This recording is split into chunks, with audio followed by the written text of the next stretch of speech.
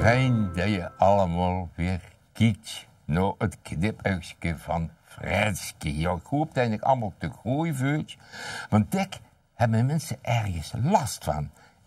In de lief, zeggen ze dan, hè? Dat er geen rood met wit. En dan ligt het er ook nog aan hoe dat je ziet. Oh, daar heb ik wat op gemaakt. Boekkrampen en zo.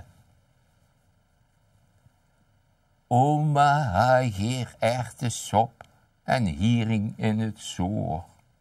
Met dat bracht ik veel spanning met, vooral na 2-3 uur.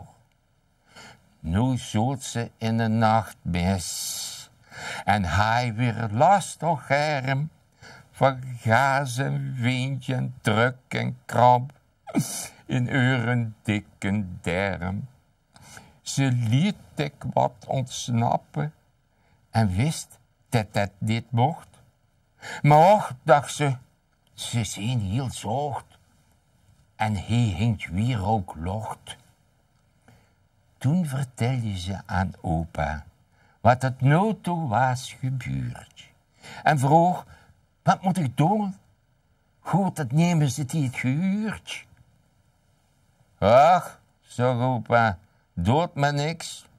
Maar ik moet er wel op letten om straks een nieuwe batterij in een huurapparaat te zetten.